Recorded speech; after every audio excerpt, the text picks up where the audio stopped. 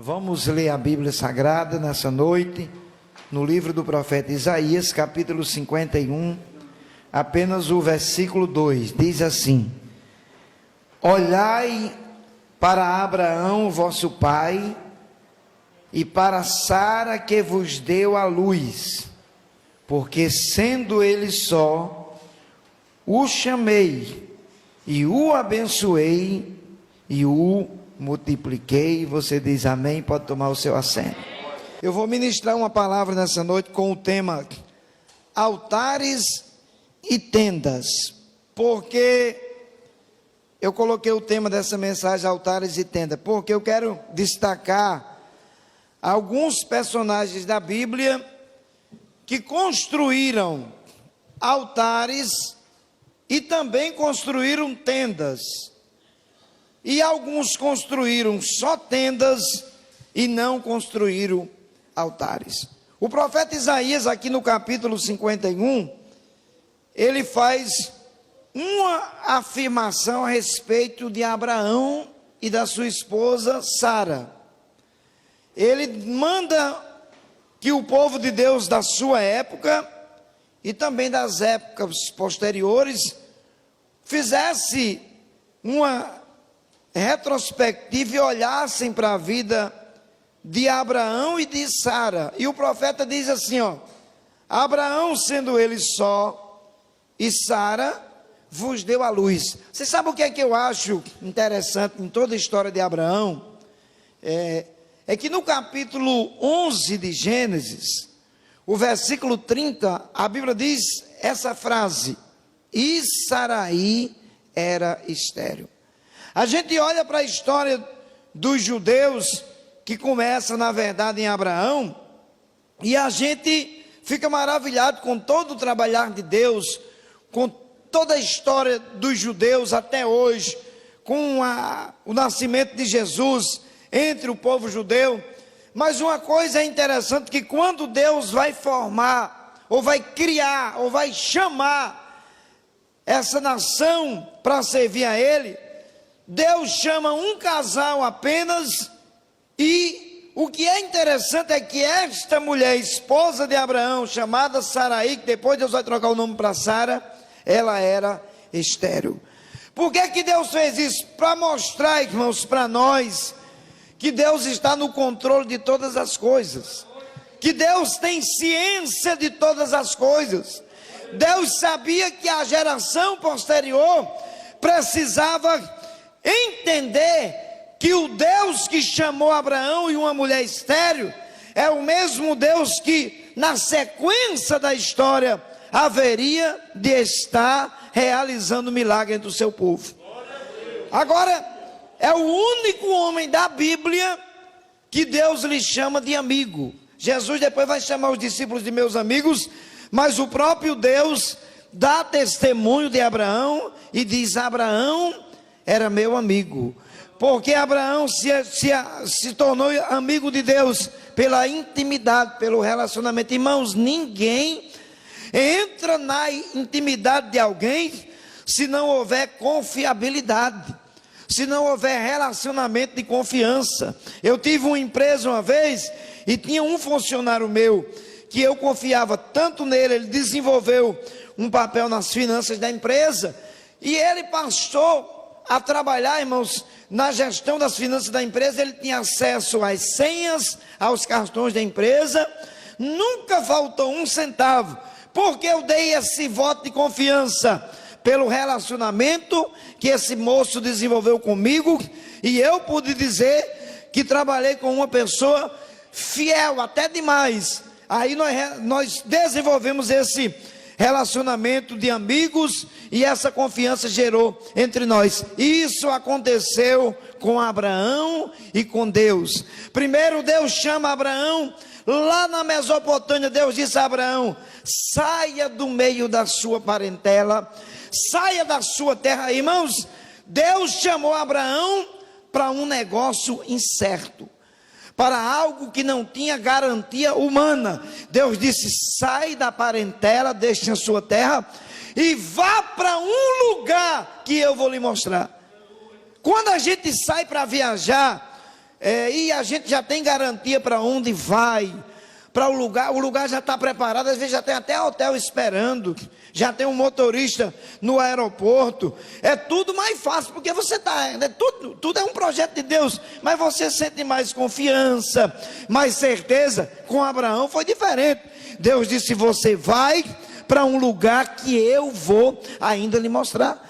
E Abraão não pensou duas vezes. Eu li uma história sobre a família de Abraão, sobre o seu pai Tera, e o historiador diz que o pai de Abraão fabricava ídolos e saía para vender. E numa dessas saídas do seu pai, Abraão pegou um porrete de madeira e quebrou muitos ídolos que o seu pai tinha deixado lá no armazém na sua casa. E ele deixou um daqueles ídolos sem quebrar e pegou aquele porrete de madeira e escorou no ídolo. Quando o pai de Abraão chega e vê a bagaceira, ele perguntou logo para Abraão. Ele já desconfiava que em Abraão tinha alguma coisa diferente, e ele pergunta quem foi que fez isso. Abraão disse para ele: pai, foi este Deus aí que está com esse porrete de madeira. Aí o pai de Abraão olhou para ele e disse: ele está aí, mas ele não pode se mover. Eu tenho certeza que não foi ele, porque ele tem mão, mas não apalpa em nada. Ele tem olhos, mas não vê. Ele tem boca, mas não fala. Ele tem pés, mas não anda.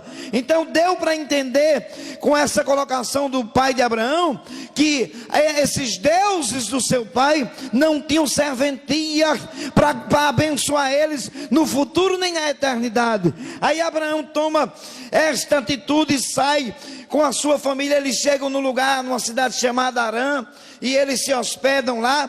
E depois o pai de Abraão veio a falecer, e Abraão estava guardando dentro dele aquela chamada que Deus tinha lhe feito: sai da sua terra, sai da sua parentela e vai para o lugar onde eu vou te mostrar. E Abraão vai, irmãos, e ele chega à terra de Canaã.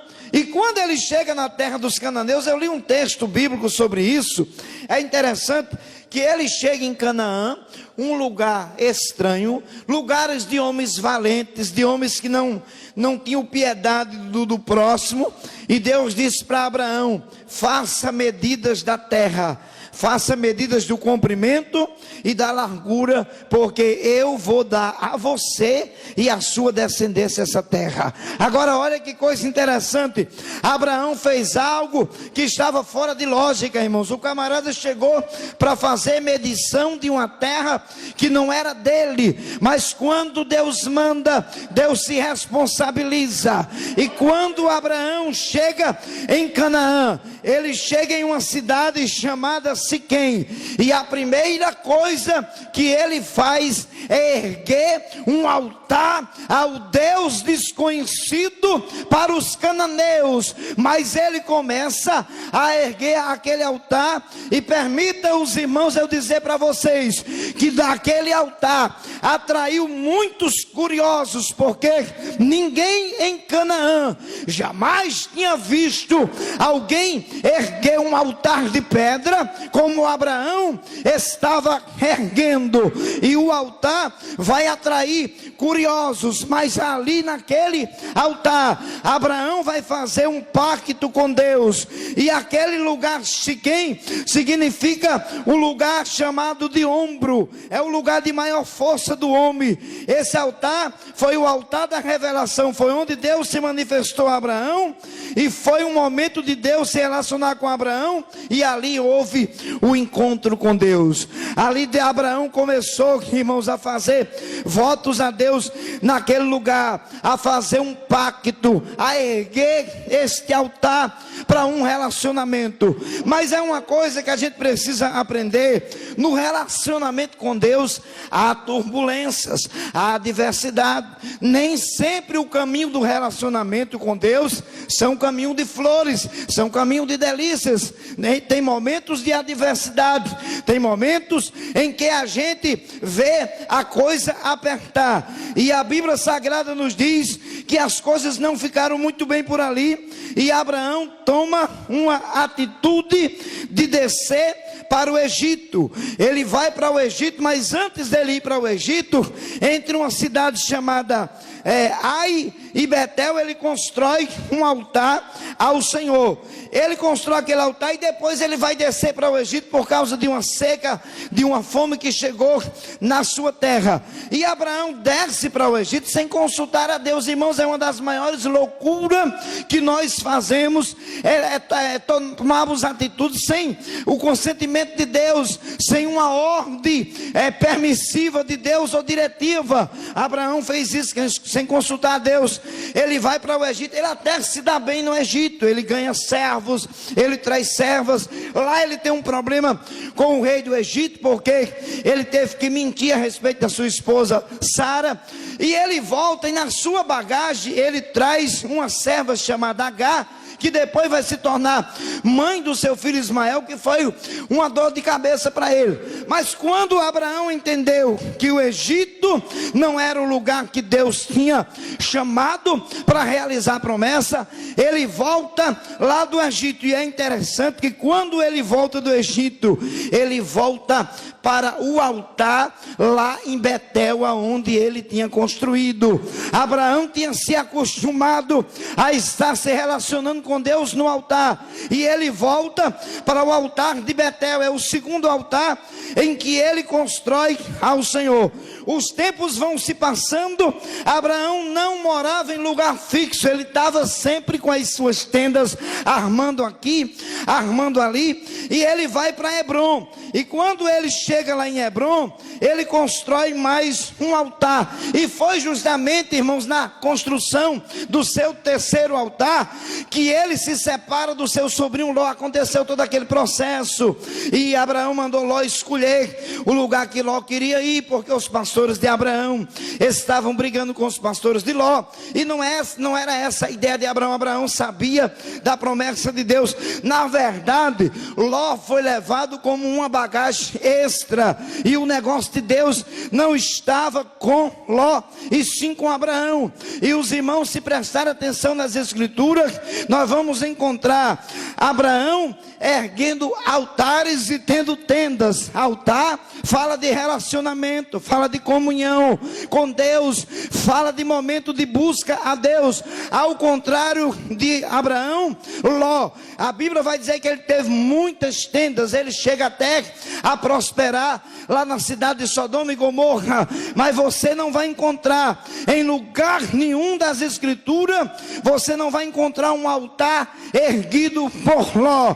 E isso fez a diferença entre Abraão e Ló. Abraão foi próspero, foi um homem riquíssimo. Abraão tinha relacionamento com Deus, tinha por causa do altar, mas também tinha tendas para mostrar que o Deus que ele servia era um Deus que prosperava. Abraão constrói o seu terceiro altar em Hebrom. Depois ele vai construir o quarto altar, que é o mais conhecido da gente, o altar lá em Moriá, para sacrificar o seu filho Isaque a pedido de Deus. É aí em que Abraão vai denotar e demonstrar toda a sua confiança no Deus que tinha lhe chamado. Porque, irmãos, se a gente for analisar direitinho, a gente tem filhos, qualquer problema de saúde no filho, a gente já fica preocupado, a gente tem aquele cuidado. Agora imagine Abraão receber de Deus uma ordem para oferecer em sacrifício lá em Moriá o seu próprio filho. Mas eu gosto, irmãos, dessa passagem de Gênesis 22, que quando Abraão chega no pé do monte Moriá, mas os seus servos, ele diz para os seus servos: vocês fiquem aqui, porque eu e o menino iremos, sacrificaremos e voltaremos. Abraão tinha uma convicção dentro dele, que o Deus que tinha lhe dado o seu filho Isaque para perpetuar a sua descendência, para cumprir a promessa, não ia deixar o menino morto. E isso fez toda a diferença, porque no momento crucial, quando Abraão levanta o cutelo para imolar o seu filho, já está tudo pronto, o menino já está amarrado no altar, já tem fogo, já tem lenha. Agora chega a hora dele matar o menino. Quando ele levanta a mão, o anjo brada e diz: não faça tal coisa, porque está provado que você teme a Deus. Temer a Deus faz toda a diferença. É por isso que tem pessoas que não entendem porque você é tão firme com o Deus que você serve. São os momentos em que Deus prova você e você teme a Ele.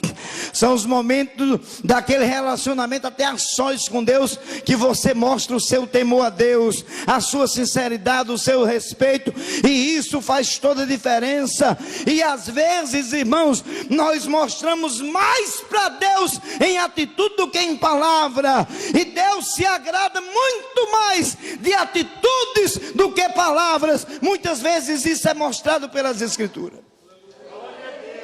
Chegou o tempo que Deus chamou Abraão, mas a promessa prosseguiu. Aparece no cenário da história agora o seu filho Isaque. Isaque tem um concorrente forte, o seu irmão Ismael. E a história é longa, eu não vou entrar em detalhes, mas o que eu achei interessante entre Abraão, ou seja, entre Isaque e Ismael, foi justamente aquilo que a Bíblia nos ensina, nos mostra. Isaque aprendeu com o pai a construir altares, enquanto Ismael foi um homem de muitas tendas, que até hoje a descendência de Ismael perpetua na terra. Mas Ismael não ergueu um único altar a Deus. Enquanto Isaque está constantemente erguendo altar, porque aprendeu com o pai, Ismael está erguendo tenda. Eu vou profetizar desta santa tribuna para você que está erguendo altar com Deus, se relacionando, servindo em toda a crise que estamos vivendo. Ei, enquanto você estiver construindo altar de relacionamento, de comunhão, de santidade, Deus está cuidando dos detalhes, Deus está cuidando do futuro, Deus está cuidando do presente. Você tem garantia neste Deus que você está construindo altar. Quando alguém lhe vê se direcionando para a igreja com a Bíblia, aquela pessoa, se ela entendesse a linguagem que nós entendemos, ela diria: esse aí está construindo altar. Não se preocupe com as suas tendas, porque se você vai construir altar, não vai faltar a tenda de Deus para você. Deus não vai deixar faltar o pão para você. Deus não vai deixar faltar o sustento do amanhã. Nem se preocupe, porque você vive milagre. Tem pessoas que estão dentro deste culto nesta noite, que Deus me faz saber pelo seu Espírito, que você está vivendo debaixo de providência de Deus até o dia de hoje. E enquanto você viver nesta terra, vai ser para ter providência para você, para os teus, por causa do altar. O altar da oração lá com o quarto fechado em casa, o altar do jejum, o altar da renúncia, o altar da santidade. Enquanto tem muita gente fabricando tendas, erguendo tendas, se despedaçando, você está erguendo o altar. Lembra do que Jesus falou para Marta e Maria? Marta está construindo as tendas, cuidando de casa. Maria está construindo o altar da adoração, sentada aos pés de Jesus. Jesus disse para Marta: Marta, Marta, Maria escolheu a boa parte, a qual não será tirada. Não se preocupe com a parte que os outros estão escolhendo, se preocupe com aquilo que você escolheu, com aquilo que você está escolhendo. Enquanto a esposa do cantor Emerson estava falando aqui sobre a bagagem na mala, eu estava pensando, irmãos, quando a gente tira da nossa bagagem aquilo que não traz proveito para o céu, a bagagem começa a ficar leve, a mala fica mais fácil de você conduzir. E quando nós estamos tirando da bagagem o que não agrada a Deus, nós estamos enchendo o altar de adoração a Deus. Paulo diz aos Romanos no capítulo 12: rogo-vos, pois, irmãos, pela compaixão de Deus, que apresentei os vossos corpos em sacrifício vivo, santo e agradável a Deus, que é o culto racional. É o que você está fazendo aqui nessa noite. Você está erguendo altar, você está adorando, e eu estou sentindo graça dele aqui. Quem está sentindo graça, levante a mão e dá um glória. Continue erguendo altar. Aleluia, aleluia. Abraão, altares. e tendas. Isaque, altares e tenda. Ló, tendas sem altares. Ismael, tendas sem altares. Passa o tempo de Abraão, passa o tempo de Isaque, passa o tempo de Ismael, aparece no cenário da história. Agora Jacó e o seu irmão Esaú. E uma história muito linda, de muitos conflitos até, mas de muitas promessas de Deus, de muita ação de Deus. E se você estudar à luz das Escrituras a história de Jacó e de Esaú, você vai começar olhando para Jacó e dizendo: isso é um miserável, um trapaceiro, um mau caráter. Parece que desde o ventre da mãe, quando ele já nasce agarrado no calcanhar do seu irmão, você vai ver ele enganando juntamente com a sua irmã, com a sua mãe, o seu próprio pai. Você vê uma pessoa sem caráter, mas quando ele encontrou Deus lá em Betel, quando ia fugindo da presença do seu irmão, porque os pais mandaram ele ir lá para a casa de Labão, porque sabiam que o Esaú tinha dito: quando o nosso pai morrer, eu vou matar Jacó. Mas no caminho ele encontra Deus, e quando ele encontra Deus, as coisas mudam. Ele diz: Deus está neste lugar, e eu não sabia. Ele constrói o seu primeiro altar.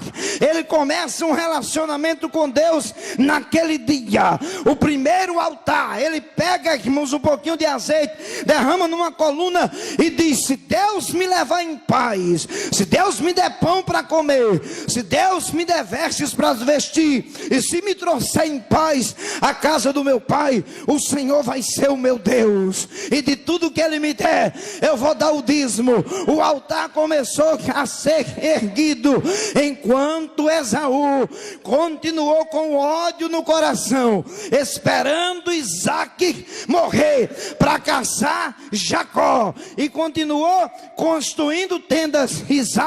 Jacó está lá construindo altar. Jacó está lá se preparando. Jacó está lá na presença de Deus. E o resultado foi simplesmente extraordinário. Eu acho interessante que no encontro de volta, depois de 20 anos entre Abraão, ou seja, entre Jacó e Esaú, aconteceu uma coisa interessante. Jacó estava angustiado porque Esaú vinha para se encontrar com ele com 400 homens armados até os dentes de espada. E Jacó passou a noite, dividiu as famílias e passou a noite, irmão Emerson, na presença de Deus, aflito. Sabe aquele tempo que, eu não sei vocês, mas eu já enfrentei luta de passar uma noite assim. Eu não estava só orando, eu estava aflito, entre aflição e oração. Mas no meio daquele clamor, daquela angústia, desce uma direção de Deus e as coisas mudam. Jacó recebe a visita de um anjo e ele passa a madrugada brigando com aquele anjo. Quando o anjo está indo embora, o anjo toca na coxa da perna de Jacó. Jacó vem e sai mancando. E eu li um comentário e dei muita credibilidade, porque é interessante que quando Esaú viu Jacó mancando, Deus já tinha trabalhado, porque Jacó estava construindo altar. E quando ele vê Jacó, seu irmão biológico, mancando, entrou nele um sentimento que estava sobre a vida de muitas pessoas daquela região. Eles não matavam um inimigo que estava mancando, porque para eles o inimigo já estava definhando e ia ser derrotado com facilidade. Deus tocou em Jacó, porque Jacó estava construindo altar.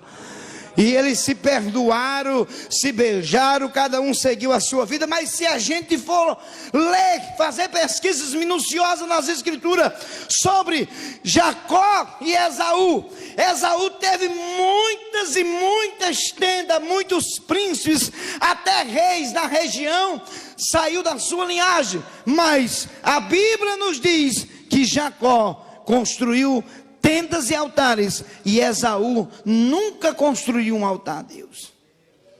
Isso faz toda a diferença na linhagem. Por isso que Deus vai dizer através dos profetas: eu sou o Deus de Abraão, homem de altar, Sou o Deus de Isaque, porque tinha altar. E sou o Deus de Jacó, porque tinha altar. Ei, além de eles construir altar, construíram tenda, porque era a prosperidade de Deus, era a bênção de Deus. Porque quem constrói só tenda e esquece do altar, chega a hora que não vai prevalecer sozinho, sem o altar da comunhão. Mas quem está preocupado com o altar, as tendas automaticamente vão aparecendo. Jesus disse: busque em primeiro lugar o reino de Deus e a sua justiça, porque as demais coisas vos serão acrescentadas. Agora, a pergunta, eu vou fechar a Bíblia de Deus para mim e para você nessa noite é: nós estamos construindo mais altares ou mais tenda? Isso é uma coisa que só a gente pode responder para Deus. Como é que está a nossa construção de altares? Será que nós estamos mais empolgados construindo tendas do que altares? Tenda fala do materialismo, fala dos projetos humanos que faz parte e se faz necessário a gente projetar. Mas o que a Bíblia nos mostra é que o altar estando em primeiro lugar, as bênçãos das tendas vão chegar com abundância na nossa vida. Eu quero lhe convidar para ficar em pé com permissão do pastor, o pastor permite. E eu quero, irmãos, eu quero fazer uma oração aqui, com toda a sinceridade do meu coração.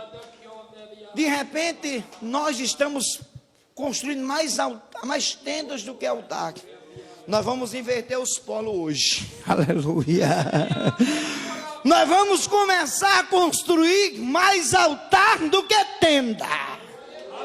Nós vamos construir altar de santidade, de oração, de renúncia.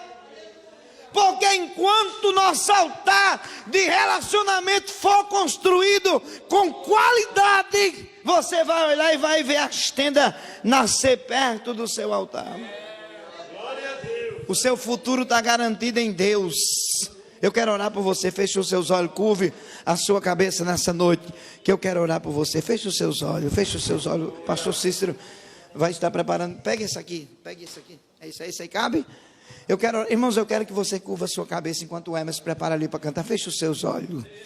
Pense aí direitinho. Tem mais altar ou mais tenda? Aleluia. Dá uma olhadinha aí para dentro de você. Oh Deus. Oh Deus de Abraão, Isaque e Jacó. Oh Deus que se relaciona no altar e abençoa tendas. Nós nessa noite queremos orar com toda a sinceridade do nosso coração. Ó Deus, se nós não estamos construindo o altar como o Senhor quer que construamos, nós queremos uma mudança. Que este culto seja um culto de mudança. Ah, meu Deus, se tem alguém aqui que não está mais jejuando, o altar do jejum não existe mais. Desperta! Desperta! Ah, desperta-nos para o altar da oração, da santidade, do primeiro amor, da renúncia. Eu vou profetizar orando que enquanto tiver altar, vai ter tenda de brinde. Rabassucandarabacai, andiribiçucanderebiacalabacai.